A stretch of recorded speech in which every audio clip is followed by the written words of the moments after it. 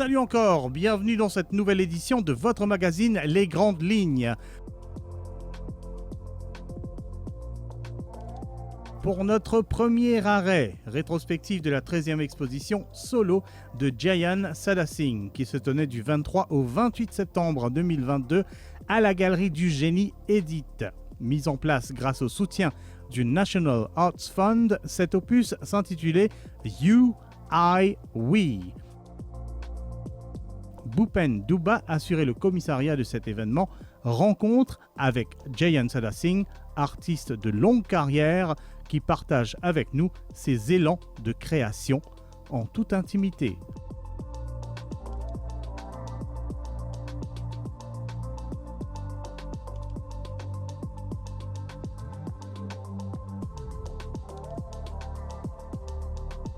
Avec l'aide National Arts Fund, qui me fait réussir faire ça, mon deuxième exposition, premier Ticodon Art Center, Vision Espace. Et cette fois-ci, je viens venir You, I and We. You, c'est une personne qui me fait joindre. Et ça m'a les roots of my influence. Les réactions qui font influence moi beaucoup, je fais transfert cette réaction-là dans mon canevas, dans mon propre style. Et oui, là, je peux mentionner inclure toutes les personnes sans distinction. Pas seulement ça, je peux inclure l'univers, la nature, la musique mystique tout dans mon canevas. En spirale, en symbole, en ligne et en couleur aussi. Tout mon tableau, il y a sa spiritualité, là, sa mouvement, là. Ça l'énergie, là, mon envie mettre dans mon tableau.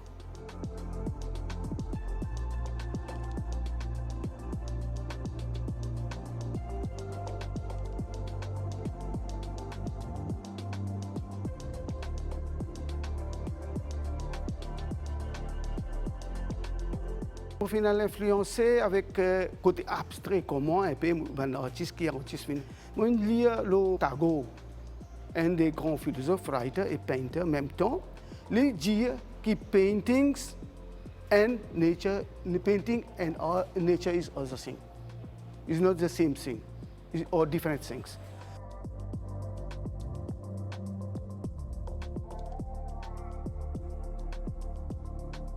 D'ailleurs, je trouve abstrait là, d'après moi, un artiste plus libre pour exprimer dans l'abstrait. Parce que quand il copie la nature exactement là, ici dans l'abstrait, je peux exprimer mon feeling intérieur ici, mon sentiment à travers couleur pour passer mon message à la média.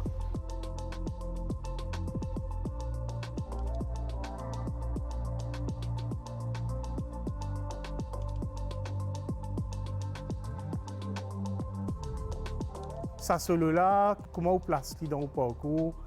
Est-ce qu'il y a un tournant ou bien il y a une continuité? Ça, mon 13e solo actuellement là. Je viens déjà faire mon solo là ici, dans Bangkok ici.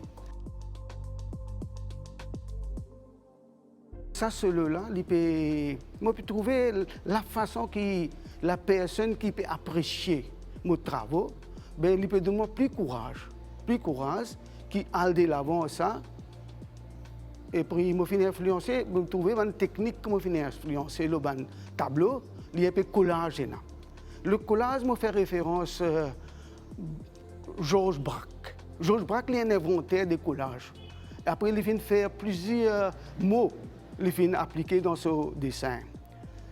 Et je suis influencé après avec le Russian painter, Wassily Kandinsky. Kandinsky aussi, il fait ce ligne là, et ce couleur vibrant là, et ce shape là.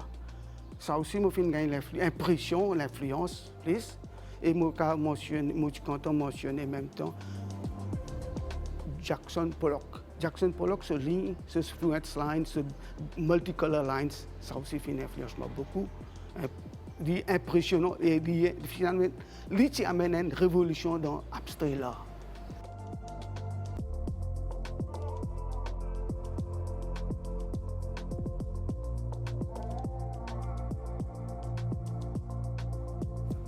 Alors, il y a un motif qui est récurrent dans tous mes travaux, c'est la spirale. Voilà, il y a une multiple spirale. Et dans cet tableau, il y a une spirale, une main, comment dire, une centrale, qui les communiquait, qui les représentait. En fait, dans mon tout tableau, comme on fait mentionner, il y a une spirale. Je suis influencé par l'espace ici. Et après, d'ailleurs, il y a un virus ici là-dedans. J'ai envie de mettre un virus ici là-dedans parce que la spirale, elle a plusieurs significations, plusieurs messages qui sont là.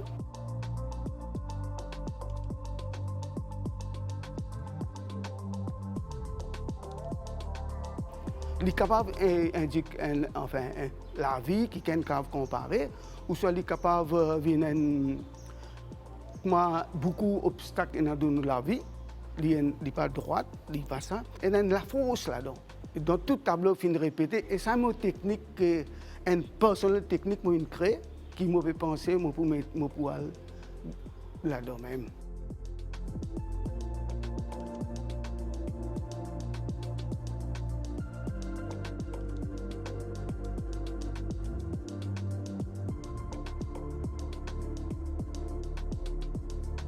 Et il y a aussi une sculpture qui est inclue dans cette exposition-là.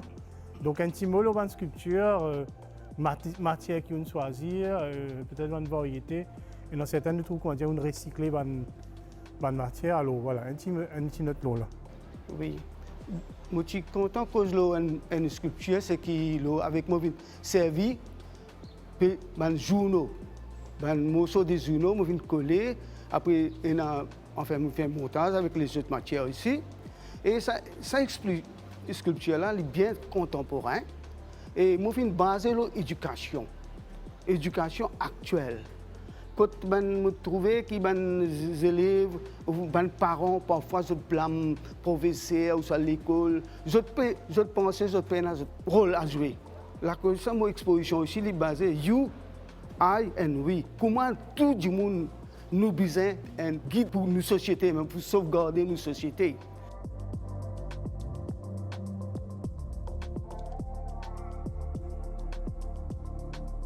Nous, rôle, ce n'est pas seulement l'école, les besoins you ici, les besoins moi ici, et les besoins toute personne.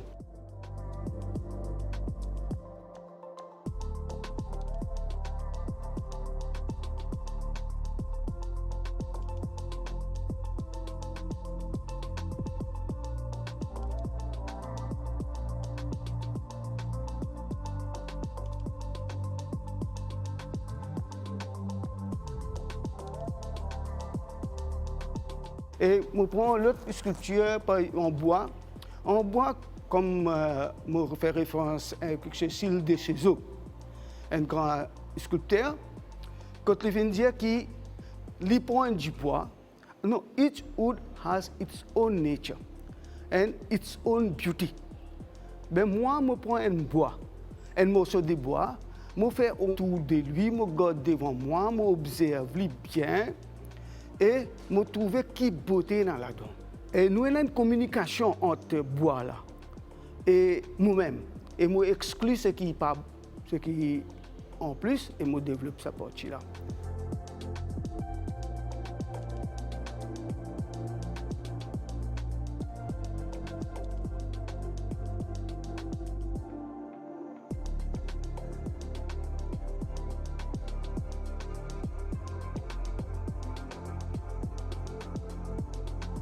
Les autres sculptures ici, pareil, je me fais mettre la vie aux autres. Parfois, je me fais mettre la tête pour montrer qu'il est plus vivant.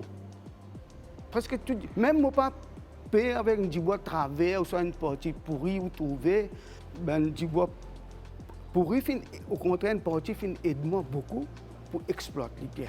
Mon travail n'est pas limité avec un seul message, il y en a plusieurs messages.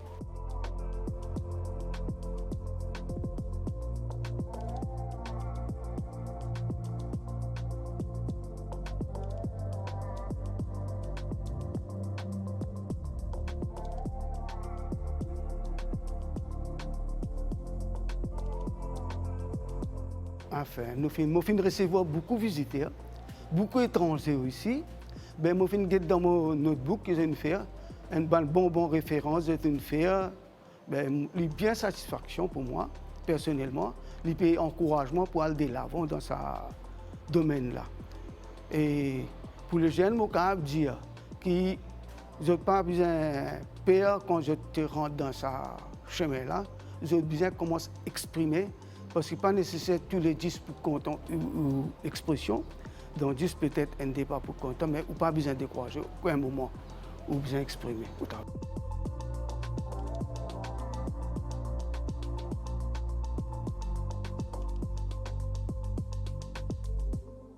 You, I, We prenait fin ce 28 septembre 2022, une expo qui témoigne de la production prolifique de cet artiste mauricien.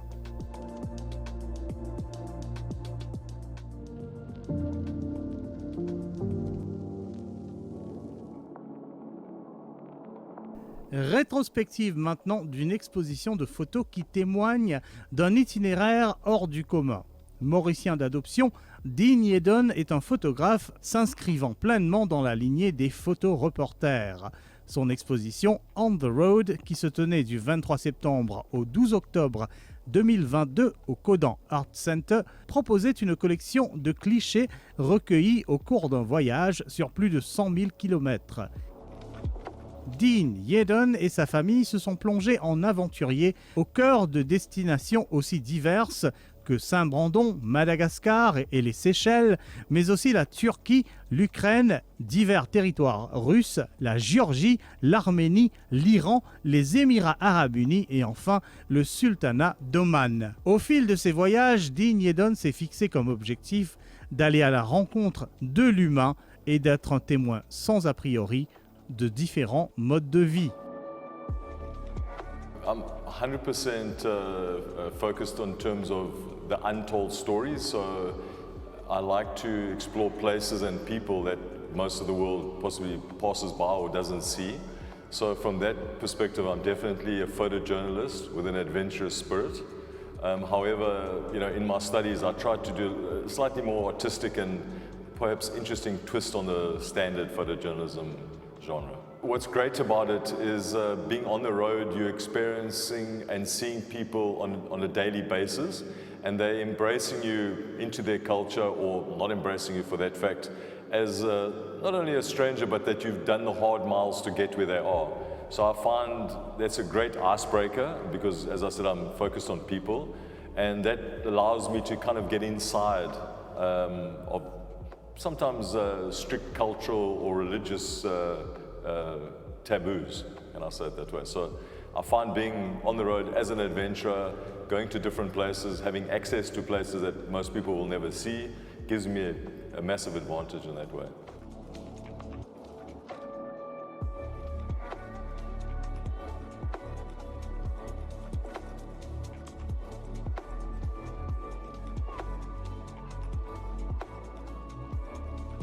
There are two major arcs to this present exhibition through various destinations, but done over 2 years. Could you tell me about those two major arcs and what the destinations were, etc., and why you chose this pathway? Well, the first part of the journey happened due to COVID. We were desperate to get off the island and continue the journey we wanted to start. So we actually sailed through the Mascarene Islands, through to Seychelles. So that was sort of an induce because we could not fly out of Mauritius at that stage. So the first part through Madagascar, through Saint-Brandon, up to Seychelles and Mauritius, of course, was the first part by getting out of a non-flight situation. The second part was from Turkey.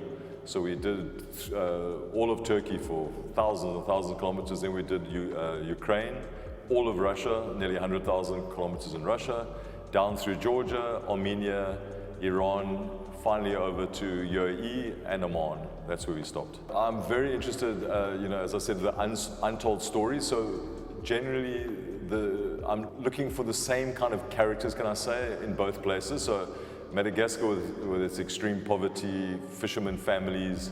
That's the St. Brandon with the fishermen that are working, which I call on the edge of the cyclone belt, through to Russia, where you've got illegal coal miners, truckers.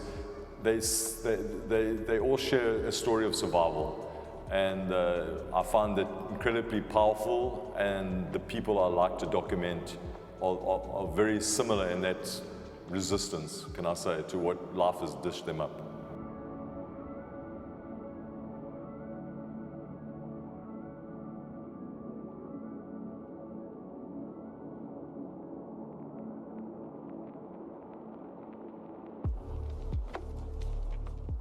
How does a photographer operate in such setups? You know, I suppose it entails getting across borders, getting authorizations, you know, with shooting with restrictions. How does one manage those situations and also balance a certain creative aspect, you know, a fresh outlook on things? It's a great point, because I think I spent 80% of my time getting myself into the situation to get the shot, rather than thinking 80% of the time what I want to be shooting. So, as you rightfully said, it's a lot of logistics to get to those places. To stay fresh after that, I feel that I've taken so much effort to get there that I better wake up and make sure that I capture the images that I wanted to in the first place, because of the effort required to get there. But it's an extremely good point, and an extremely hard thing for a lot of people to understand. The logistics, especially in areas which are not serviced by fuel or any English, French, or Zulu, for whatever. It's complicated, it's difficult, but I think that's what drives me. I like the difficulty in it.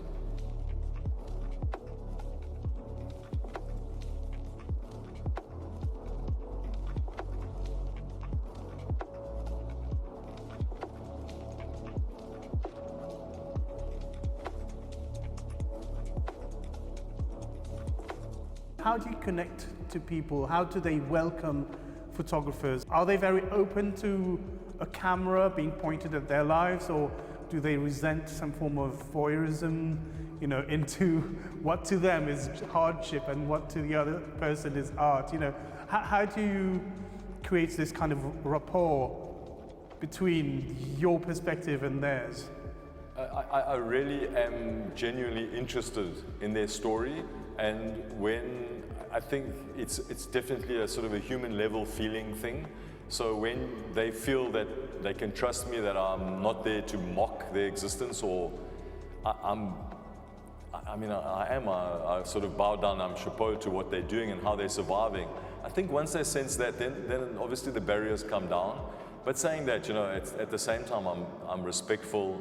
You know, I'm not going to, the last thing a lot of people want to do is show how badly off they are. But I think by just being very sensitive, and I'm admirable of survival. You know, I'm not interested in the corporate big players and drive around in fancy cars. I'm interested in the guys that have been dealt, and they feel that. You know, I really genuinely believe they feel that, and that's how I can get the shots I do.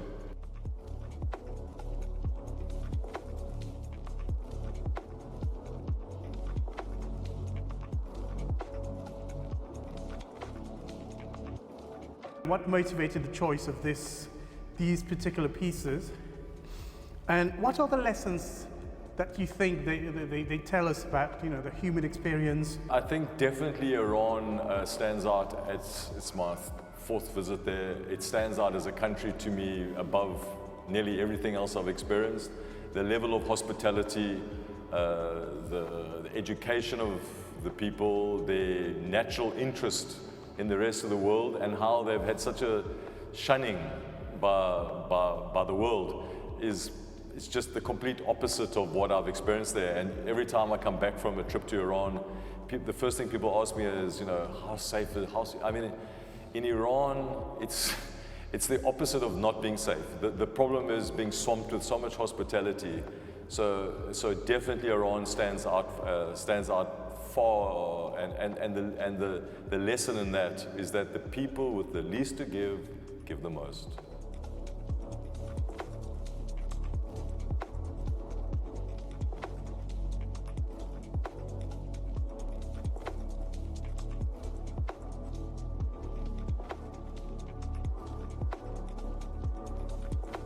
L'expo proposait également des montages graphiques qui figureront bientôt sur le prochain livre de Yeadon. Gaëlle Gonzalez, elle-même photographe, assurer le commissariat de On the Road.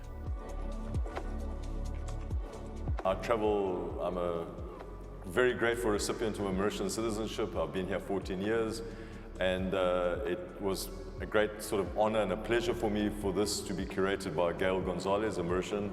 She's just done such an amazing job that not only do we go from here, we go to Dubai, Warsaw, and then Berlin, and already in the new year we in New York and London. So I find that such a great story because Gail single-handedly curated the whole exhibition. I didn't have anything to do with it. I gave her the images and off she went. And secondly, in terms of artistry, so I'm very involved now with mixed media, where static photography with graphic elements. And I have my first English fiction novel is coming out at the end of the year. So I've been creating sort of mind maps around graphic and photographic material to write the book. So it's kind of a multimedia expedition, if you would like to say.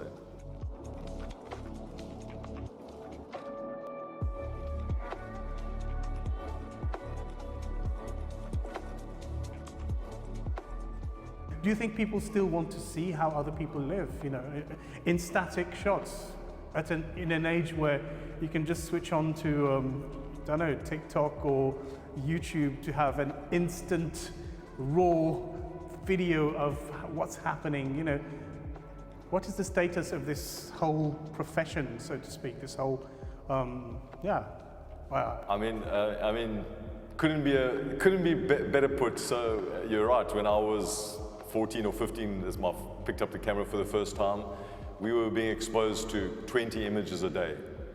Now, I mean, I did a whole series of workshops with some Mauritian schools, and they're exposed to 18,000 images. So for a photographer, he needs to compete in that world, whether he likes it or not, because we are competing for mind space of people. And if we are interested in impact, then we have to understand and embrace it. So definitely, I have gone through that sort of personal revolution. I have to work a lot harder. I have to get to more difficult places. So in a way, that's helped me because it is more. The harder places remain difficult, and because a lot of people are in far more comfortable spaces, they're less inclined to go there. But saying all that, it's still not enough these days. So I am trying with, as I said earlier, the different media messages. I'm writing fiction. I'm trying to engage my watcher, my listener, my reader at all levels. And if you just look at the way the exhibition has been laid out, it's completely abnormal. You've got a lot of video content going on. There's no static relay of images. Gail's done an amazing job about sort of creating 3-layer 4D effects to the images and then adding the graphic elements around the book. So yeah, I'm trying to compete for that mind space on all levels. And for me, it's exciting because I love evolving, I love changing, I love digital media. I'm excited. I mean, but I got to keep current. It's not other people's job. It's my problem. So I really embrace it. I love it.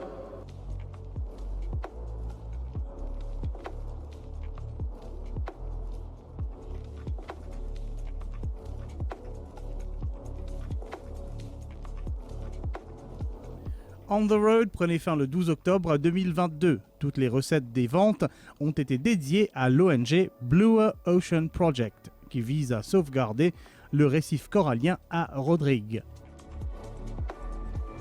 Yeadon travaille déjà sur de nombreux autres projets, dont un livre de fiction intitulé Mzungu Diaries.